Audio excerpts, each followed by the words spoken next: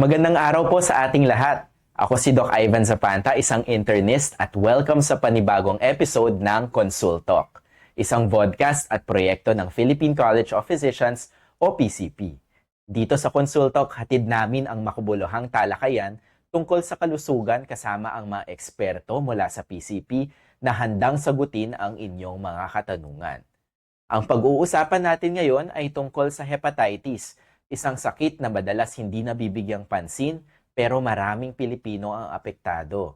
At sakto dahil ngayong araw, pinagdiriwan natin ang World Hepatitis Day na may temang Hepatitis, Let's Break It Down. Upang samahan tayong maki-break it down, may makakasama tayong eksperto na magpapaliwanag at sasagutin ang mga tanong tungkol sa hepatitis. So let us all welcome ang current president ng Hepatology Society of the Philippines, walang iba kundi si Dr. Jenilyn Agkawili Conde. Hello Doc Jen, kumusta ka? At welcome sa Consult Talk ngayong World Hepatitis Day. Hi Doc Ivan at magandang araw sa lahat ng taga-subaybay ng Consult Talk. Okay naman ako at katulad nga ng binanggit mo, ngayon ay pinagdiriwang natin ang World Hepatitis Day. So happy World Hepatitis Day. Yes, Doc. So happy World Hepatitis. So thank you din Doc sa pag-accept sa aming imbitasyon. Okay, so Doc Jen, nabanggit ko kanina ng ngayon nga yung araw ng World Hepatitis Day. So can you share with us po kung ano yung layunin ng World Hepatitis Day? So, ang World Hepatitis Day ay isineselebrate tuwing July 28, no? So, tamang-tama na ngayon ang araw ng World Hepatitis Day. So, ang layunin ng World Hepatitis Day or ang selebrasyon na ito ay para mapalaganap ang impormasyon tungkol sa hepatitis B at C, no? So, para malaman natin kung ano ba ang iba't ibang uri ng mga viral hepatitis, paano ba nagkakaroon ang isang pasyente ng viral hepatitis, at mapagtuunan ng pansin yung bakuna or yung importansya ng bakuna para hindi tayo magkaroon ng viral hepatitis. At yung mga posibleng komplikasyon kung ang isang tao ay may infected ng hepatitis B at C. Okay, so ang dami po palang layunin ng World Hepatitis Day. Grabe, napaka-comprehensive, no? So, since na-share nyo na po yung mga layunin, ngayon i-breakdown na po natin yung hepatitis. So, alamin po muna natin kung ano nga ba ang hepatitis, no? Para sa ating mga viewers na nanonood. So, ang hepatitis ay isang klase ng sakit kung saan nagkakaroon ng pamamaga ng atay. So, ang hepatitis comes from the word hepa, means atay, and itis means inflammation. Okay, so ano nga ba yung mga different causes po, Doc, ng pamamaga ng ating atay? Oo. So, maraming iba't ibang cause kung bakit namamaga ang atay ng isang tao. And number one nga dito sa Pilipinas ay dahil sa virus. Ito yung mga tinatawag nating hepatitis A, hepatitis B, C, D, and E, no? Another cause kung bakit namamaga ang atay ng isang tao ay dahil sa alak, no? So, or yung tinatawag nating alcoholic liver disease. So, alam mo naman natin na maraming Pilipino ang umiinom ng alak. Oo, At ang nga po. alak, alam naman natin ay nakakasira ng atay. So, walang gamot sa alcoholic liver disease kundi tigilan ng pag-inom ng alak. Isang cause din ng pagkakaroon ng pamamaga ng atay ay yung tinatawag nating drug-induced liver injury, no? Or sa mga gamot na iniinom. So that's why we advise patients, wag basta iinom ng mga kung ano-anong gamot, lalo na yung mga supplement. At magandang magpakonsulta sa inyong doktor bago inumin yung gamot na iinumin ninyo. Kasi 'di ba, Doc Ivan, marami ngayon Opo, na sa lumalabas. social media, Oo, na kung ano-anong supplements, tapos mga herbal medications, pero hindi alam kasi nung mga viewers natin na maaari pala itong makaapekto sa atay. Oo, Na no? Drug-induced na liver injury. Oo. Yes, no? So, alam naman natin na lahat ng kinakain natin at iniinom dumadaan sa atay. At baka mamaya yung side effect niya pala, pwedeng makasira na. At ngayon, yung dumadami, isang tumataas na kaso ng nag-cause ng bakit namamaga ang isang atay ng isang tao, ay yung tinatawag nating metabolic dysfunction associated fatty liver disease. So, sa sobrang taba ng atay, pwede ring mag-cause ng pamamaga. So, that's why we also advise patients na hindi na normal ngayon ng fatty liver kasi pwede rin siyang mag-cause ng pamamaga ng atay at pwede ring mauwi sa pagkasira o yung tinatawag nating liver cirrhosis or even liver cancer. Okay, napaka-common yan, yung fatty liver. So, meron tayong drug-induced, meron tayong viral, tapos meron din tayong Alcohol. alcohol-induced, no? Okay, so, um, dun sa mga viral hepatitis na mention nyo po na meron pong limang klase, A, B, C, D, at E. So, ano po ba yung mga differences nila? So, paano natin sila ma-distinguish? Okay, so katulad nga ng binanggit ko, dito sa Pilipinas, ang pinakamarami pa rin is yung viral hepatitis. So ito yung isang binibigyan natin ng pansin ngayong World Hepatitis Day, no? So yun nga, may iba't ibang klase ng virus, yung hepatitis A, B, C, D, and E. No, yung hepatitis A at E, ito yung nakukuha through fecal oral transmission or nakukuha sa maduming pagkain at inumin. So sa Hepa A or E, ito yung nakikita natin na bigla na lang parang nagkatrangkaso at nanilaw yung pasyente. However, ang kagandahan sa hepatitis A ay kusang pwedeng gumaling yung pasyente, no? So kabaliktaran niya ng hepatitis B, C, and D. Yung hepatitis B, C, and D, hindi yan nakukuha sa maduming pagkain, kundi exchange of body fluids or blood-to-blood contact. So, for hepatitis B, either natusok ba yung pasyente ng karayom na hindi malinis, nagpatato, hindi niya sigurado yung karayom na ginamit sa kanya, or nagpa-ear piercing. However, 70% ng mga Pilipinong may hepatitis B ay nanggaling sa nanay na ipasa sa anak, o yung tinatawag nating maternal-fetal transmission. However, ang problema sa hepatitis B, hindi katulad ng hepatitis A na kusang gumagaling yung pasyente. Sa hepatitis B, pwede itong mauwi sa chronic infection or yung pagkakaroon ng habang buhay na ang pasyente ay infected ng hepatitis B, no? So sa buong mundo, wala pa ho talagang gamot or tableta na kayang tanggalin yung virus sa atay, yung sa hepatitis B. O yung sinasabi nating functional cure. I see, Doc. So, ulitin lang po natin sa mga viewers natin, no, na ang hepatitis B ay wala pang lunas. No? Tama po ba, Doc Jen? Oo, tama Doc Ivan, o yung sinasabi nating functional cure. Kaya binibigyan namin ng emphasis na lahat ng pasyente dapat na may hepatitis B ay kailangan regular na nagpapakonsulta or nagpapa-check up sa kanilang doktor. Kasi ang problema sa hepatitis B, pwede siyang mauwi sa pagkasira ng atay or yung tinatawag nating liver cirrhosis, and it can be a risk factor in developing liver cancer. So para habang maaga, nalalaman natin kagad kung tinutubuan na ba ng bukol ang atay ng isang taong may hepatitis B, at kung in case man, dahil nga katulad ng binanggit ko, wala pa talagang gamot for hepatitis B, nalalaman natin kung gising ba yung virus or hindi, or yung sinasabi naming reactivation. Kung in case man na reactivated yung virus for hepatitis B, dun kami pwedeng maibigay na antiviral tablets o yung mga tinatawag nating nucleoside or nucleotide analogs para maresetahan sila para matulungan yung atay na patulugin ulit yung virus at hindi tuluyang sirain yung atay ng isang tao. Okay, so dahil ba doon, Doc Jen, yung hepatitis B na po ba yung pinakadelikadong uri ng hepatitis sa mga viral hepatitis? Oo, pwede nating masabing ganon kasi nga wala pang gamot at pwede ngang mauwi sa cirrhosis and liver cancer. Meron pang isang klase, Doc Ivan, yung hepatitis C, no? So ang hepatitis C naman, katulad ng hepatitis B, no, through usually blood-to-blood contact and transmission. Ito naman usually nakikita natin sa mga pasyenteng yung people who inject drugs or yung mga IV drug user. However, ang kagandahan kasi sa hepatitis C, Doc Ivan, meron ng gamot or tableta, yung mga tinatawag nating direct-acting antivirals. So, pwede nang gumaling yung mga pasyenteng may hepatitis C. Pero pag hindi sila na-detect kagad, yun nga, pwede ring mauwi sa liver cirrhosis or even liver cancer ang mga pasyenteng may hepatitis C kung hindi sila nagagamot. I see. So, iba-iba po talaga yung mga management din po ng hepatitis, no? Pero ang kailangan natin tandaan sa ating mga viewers na importante ang hygiene, lalo na sa hepatitis A and E na nakukuha natin sa mga maduduming pagkain, no? Yung fecal oral transmission na tinatawag. Tapos sa hepatitis B, C, and D naman, yun po yung nakukuha natin sa mga bodily fluid na transmission naman po, di ba? So, kailangan malinis din lagi yung mga ginagamit natin, yung mga pang-ear piercing, pang-tattoo, pang-injection. So, ang importante po talaga na para ma-prevent po natin yung hepatitis is through good hygiene. No? Tama, Doc Oo. Ivan. Okay, so dahil nga nalaman na po natin to, yung mga iba't ibang klase ng hepatitis, so paano naman yung sitwasyon ng hepatitis ngayon sa Pilipinas?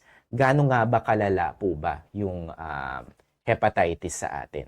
Okay, so base sa recent data, no, tinataya na at least mga 4.9% ang Filipinos na infected ng hepatitis B, or Okay. kung susumahin natin, mga actually around 5 out of 10 Filipinos ang infected with hepatitis B, no? Wow, grabe, ang dami nun. 5 out of 10 Filipinos have hepatitis B. Oo, Okay. tama, Doc Ivan. At sa Southeast Asia, ang Pilipinas ay pumapangatlo, no, sa dami ng kaso ng hepatitis B at hepatitis C. So, ayaw natin ng hepatitis B and hepatitis C kasi nga it can lead to liver cancer. At yung liver cancer dito sa Pilipinas ay pumapang-apat na sa pinakamaraming kaso ng cancer, no? Mm. And ang problema din sa liver cancer, it is the second most common cancer death, or pumapangalawa siya sa nagiging sanhi ng pagkamatay ng dahil sa cancer dito sa Pilipinas. Grabe, yun, napaka mahalaga na nalaman po natin yun na 5 out of 10 and yung incidence ng cancer sa atin tumataas na, no? So, ano bang difference ng Pilipinas sa ibang bansa? Bakit napakarami nung hepatitis natin dito? May pinagkaiba ba sa mode of transmission? Actually, wala naman, Doc Ivan, no? Pero kung titingnan, no, sa Western countries, usually yung mga viral hepatitis nila is nakukuha sa mga injection. Kumpara dito sa Pilipinas, na ang pinakamarami pa rin is maternal to fetal transmission. Siguro kasi dati, di ba, yung mga pinapanganak sa bahay, hindi nagpapa-check up or nagpapakonsulta yung nanay, hindi Opo. naman nila sigurado yung sa bahay pinapanganak or kumadrona, yung ginamit ba na panggupit, sa yung paghiwalay ng baby sa nanay, hindi natin sigurado kung malinis ba yung ginamit. So, isang posibleng mode of transmission yun kung bakit ang daming kaso ng hepatitis B. At siguro isa rin, kaya maraming kaso ng hepatitis B is yung testing, no? So, hindi lahat ng Pilipino na nagpapatest dahil minsan natatakot sila na Oo, malaman opo. kung may sakit ba o wala. Oh, wala. So, dito po pala sa Pilipinas, no, Doc, mas common yung maternal to fetal transmission ng hepatitis compared to other countries, no? So, bukod sa mothers and children, sino pa po ba yung mga vulnerable populations when it comes to getting hepatitis B? So, yung mga vulnerable sa mga pagkakaroon ng hepatitis B or C, no? So, yung mga men having sex with men, people who inject drugs, no? Isa ring mga tinatawag na high risk, yung mga incarcerated or yung mga nakakulong, or those who stay in the chronic care facilities. At tayong mga healthcare workers Of course. Oo. also at risk in having hepatitis B or hepatitis C.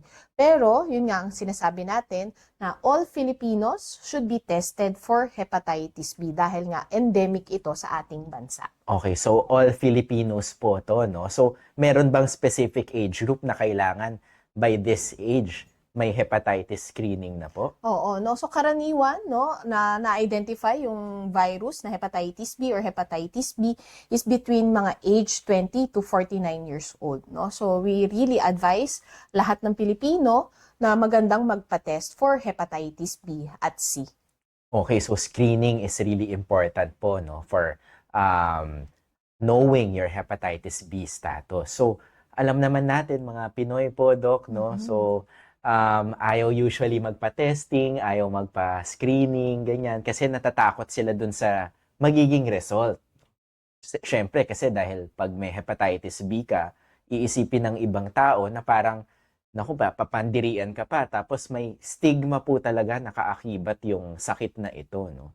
So, ano po ba yung mga sumbong sa inyo ng mga pasyente yung may hepatitis B tungkol sa mga karanasan po nila? Oo, no? So usually, yung mga pasyente nagsusumbong na they feel discriminated, no? With regards na pagkakaroon ng virus na hepatitis B. So that's why, isang layunin ng celebration na to, na ipalaganap na hindi dapat pandirihan, hindi dapat i-discriminate ang mga pasyenteng may hepatitis B or hepatitis C. Kasi usually, tayong mga Pilipino, pag narinig, may hepa ito, no? Iisipin kagad nakakahawa, no? So, hindi ho basta-basta nahawa ang hepatitis B or hepatitis C. Katulad nga ng binanggit ko, through blood-to-blood contact or any exchange of body fluids. So, hindi siya nakakahawa sa laway, so hindi dapat ihiwalay yung mga kutsara nila, baso, plato, pwede natin silang yakapin, pwede natin silang halikan. Kasi hindi basta-basta nakakahawa ang hepatitis B or hepatitis C through that form, no? Pero we advise na yung mga pasyente wag magpahiram ng toothbrush, Doc Ivan, no? Kasi pwede yon na makahawa ng hepatitis B. Kasi naaano yung gums, di Oo, ba? minsan, Para mag-bleed, di ba? So, hindi natin, minsan aksidente, nagdudugo yung gums, so pwedeng ma-infect ng hepatitis B. At isa rin yung wag basta-basta nang hihiram ng mga pang-ahit kasi pwede rin yun makahawa ng hepatitis B. Okay, so kailangan aware po talaga tayo sa hygiene na naman yan, no, Doc? And syempre, isa pa, I'm sure marami po kayong nakukuhang pasyenteng ganito, yung nagpapa-clearance for work pag may hepatitis B. So, ano po yung mga karanasan nila tungkol dyan? Oo, no? So, marami akong pasyente na, yun nga, nalalaman nila na may hepatitis B sila through pre-employment medical exam. At pag nalaman nilang may hepatitis B sila, syempre, karaniwang reaksyon, nalulungkot sila. At naiisip nila kagad na, baka hindi na sila makapagtrabaho dahil meron silang ganitong sakit, no? So, that's why we advise patients, meron tayong protection, yung sa DOLE, na may advisory number 5, kung saan hindi dapat maging grounds na hindi dapat pagtanggap ng isang empleyado sa trabaho dahil sa pagkakaroon niya ng hepatitis B. So, pwede nating ireklamo yon. Okay, so tandaan niyo po yun, mga viewers, no? Ang DOLE Advisory Number 5. Okay, so yun, protection natin yun kung sakaling nakita nyo sa pre-employment exam na positive kayo sa hepatitis B, tapos biglang hindi kayo tinanggap sa work. So, bawal po yun. Di ba? So, I'm sure pag merong ganitong mga experiences, yung mga patients po natin, nagkakaroon din sila ng mga depression or anxiety, no? So, nangyayari po ba to sa kanila? No? Oo, no? So, kaya sinasabi ko sa mga pasyenteng may hepatitis B na hindi dapat malungkot, no? Kasi they can live a normal life kahit infected sila ng hepatitis B. Grabe pala ang stigma kapag pinag-uusapan ng hepatitis, no? So, pero minsan kasi, Doc, parang iniisip ng marami, malakas naman sila, o kaya di sila tatablan kahit may kapamilya sila na may hepatitis. So, ang tanong ko ngayon, Doc, paano po ba natin malalaman kung ang isang tao ay may hepatitis infection na? Okay, so usually ang mga pasyenteng may hepatitis is usually asymptomatic or wala silang nararamdaman, no? So they can live a normal life. So para malaman natin kung ang isang pasyente ay may viral hepatitis, nagre-request tayo ng hepatitis profile. So for hepatitis A, ang nire-request is yung anti-HAV IgM. Kung ito ay positive, ibig sabihin may active hepatitis A infection yung pasyente. Yung kabaliktaran niya, yung anti-HAV IgG, kung ito naman ay reactive, ibig sabihin either dati nagkaroon siya ng hepatitis A at hindi na magkakaroon, o di kaya nabakunahan na siya against hepatitis A. So protektado na siya against hepatitis A. While for hepatitis B, ang nire-request natin is yung hepatitis B surface antigen or yung HBsAg. So kung ito ang reactive, ibig sabihin infected ng hepatitis B ang isang pasyente. Other test for hepatitis B is yung anti-HBs or antibody for surface antigen for hepatitis B. Kung ito ay reactive, it's either may bakuna yung pasyente against hepatitis B or protektado siya. At yung isa, yung tinatawag nating anti-HBC IgG or total, kung ito ay reactive, ibig sabihin it's either dati nagkaroon siya ng hepatitis B or nagkaroon ng exposure against hepatitis B at gumaling na, o di kaya kung may hepatitis B infection yung pasyente or HB Sag reactive, IgG is positive, ibig sabihin more than 6 months na siyang infected with hepatitis B. While yung hepatitis C, para malaman natin, ang nire-request is yung anti-HCV. So kung ito ay reactive, hindi naman automatic na meron siya kagad active hepatitis C infection.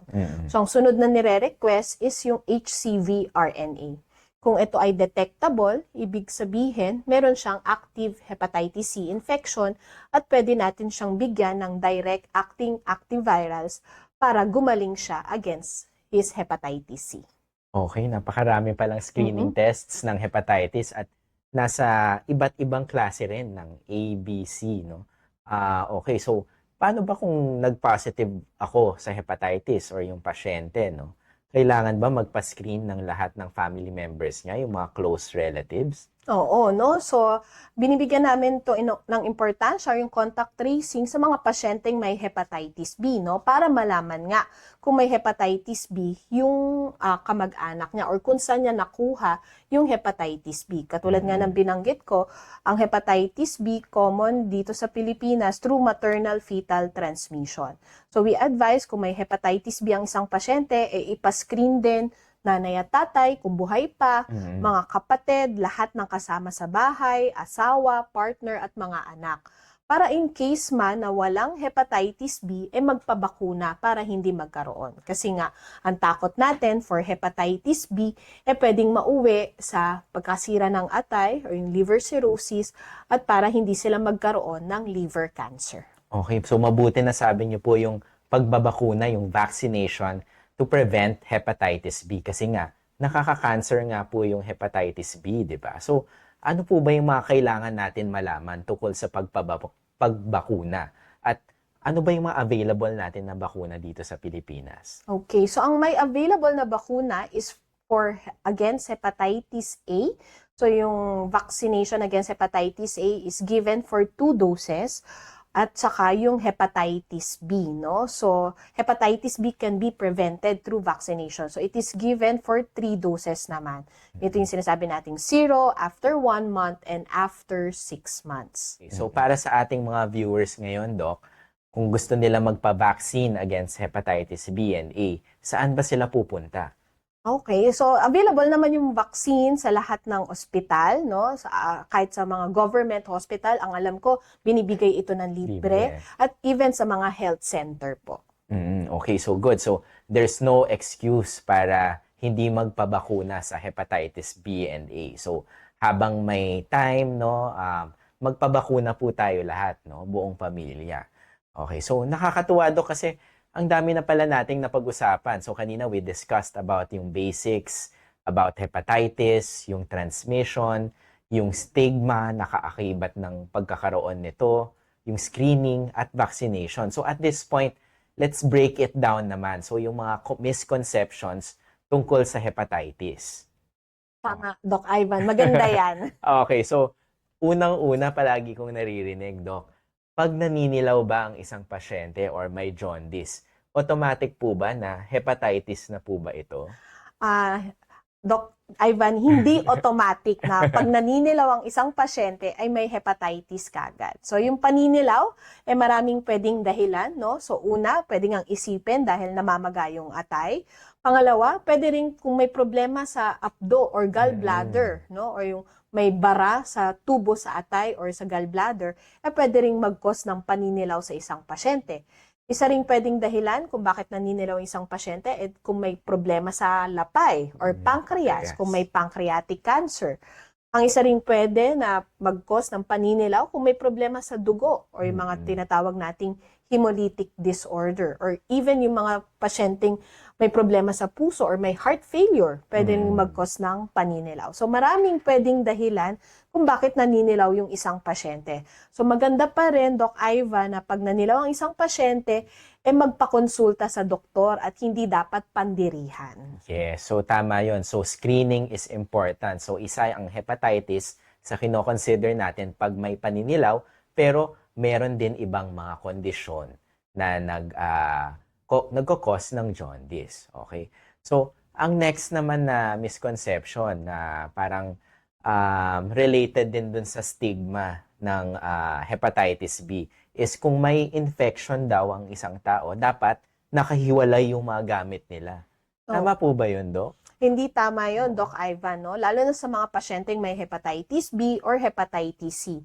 So katulad ng binanggit ko, no, hindi nahahawa ang hepatitis B or hepatitis C sa simpleng laway lang, no? So hindi dapat ihiwalay ang kanilang mga baso, plato, kutsara, tinidor, no, na parang nandidiri. Kasi hindi basta-basta nakakahawa ang hepatitis B ng ganun-ganun lang. Pero yun nga, katulad ng binanggit ko, maganda na huwag magpapahiram ng toothbrush, huwag magpapahiram ng razor, no? Pero pwede rin through sexual transmission makahawa ng hepatitis B. So that's why we advise na ipa-screening din yung mga partner ng mga pasyenteng may hepatitis B infection.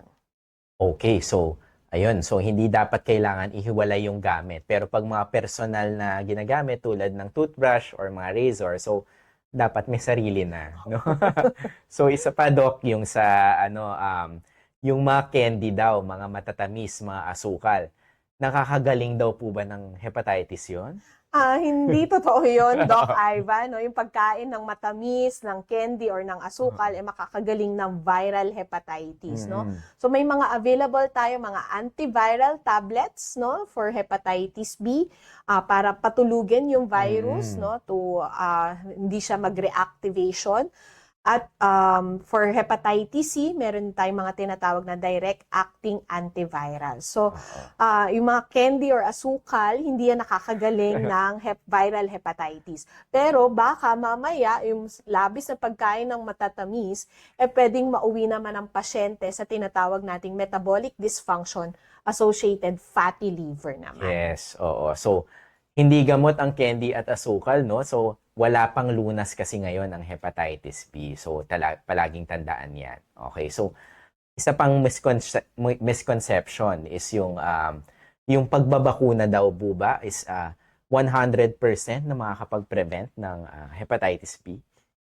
Ideally, no, yun nga, ang bakuna, yung pagpabakuna, makakaprotekta sa isang pasyente na may against hepatitis B, no, or hepatitis A. However, yun nga, kung aalamin natin ang mekanismo ng vaccination, nakadepende ito sa antibody response ng katawan ng isang pasyente. So, merong mga subset of population na pwedeng kahit nabakunahan na, hindi mag-develop ng antibody against hepatitis B. So, that's why we still advise patients na after magpabakuna, ipatest yung anti-HBs. Kung naging more than 10 yon, ibig sabihin, protektado na siya against hepatitis B. Kung less than 10 pa rin, then he or she can receive another rounds of vaccination against hepatitis B. Alright, for sure, ang ating manonood ay maraming natutunan at sila rin ay naki-break it down tungkol sa hepatitis. At nakakatuwa dahil through our program, marami tayong natutunan at bukod pa doon, ang daming paraan kung paano natin pangangalagaan ang ating sarili sa sakit na hepatitis. So, Doc, ang last question ko na lang. Ano po ba yung gusto nyong iparating sa ating mga nanonood at bilang isang bansa, ang Pilipinas, ano po yung magagawa natin para wakasan ang stigma at haka-haka tungkol sa sakit na ito? So, ang pagkakaroon ng viral hepatitis ay hindi dapat katakutan or hindi dapat tayo malungkot kung in case man na infected tayo ng viral hepatitis, no? So, we always advise na maganda pa rin na lahat tayong mga Pilipino ay magpa-test or be tested for viral hepatitis. At kung in case man na walang hepatitis B or hepatitis A, magandang bakunahan or be vaccinated.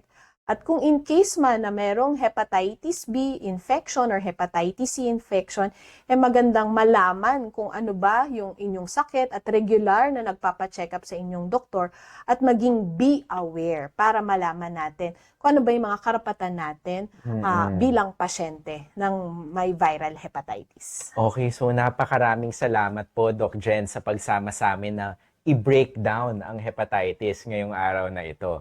So, tandaan, ang importance ay awareness, screening, and vaccination. Okay, so kung kayo ba ay may ibang tanong tungkol sa topic natin ngayon, i-comment nyo lang po at sasagutin namin yan. So, Doc Jen, bago tayo tuluyang matapos, meron po ba kayong panghuling mensahe sa ating mga viewers ngayon? Since sineselebrate natin, Doc Ivan, ngayon ang World Hepatitis Day, sa grupo namin, organisasyon na Hepatology Society of the Philippines, ay isa-celebrate namin ang World Hepatitis Day sa SM City, Davao. So, ini-invite namin yung mga interesado na pumunta sa aming event sa 10 to 12 ng umaga. So, during that event, mamimigay kami or magko-conduct kami ng libreng testing for hepatitis B at examinasyon, yung tinatawag na transient elastography, para malaman kung may peklat ang atay ng isang tao. And we will also hold a free lay forum or information para malaman against viral hepatitis. Wow, napakagandang program po yan, Doc. So, sa mga taga Davao dyan, don't miss this event. Alright, so maraming salamat muli sa pagsama ngayon dito sa Consult Talk. Mga ka-PC Peeps, may katanungan ba kayo o mga issue sa kalusugan na gusto nyong pag-usapan? Maaari nyong ilagay sa ating comment section sa ibaba. So huwag kalimutan na i-like at i-share ang episode na ito. Huwag ring palampasin ang mga susunod na episodes para mas marami pang kaalaman at updates sa kalusugan ang maalam natin. Don't forget to follow us on Facebook, Instagram, TikTok, and X. Hanggang sa muli, stay informed, Stay healthy, and make smart choices. Paalam and see you soon!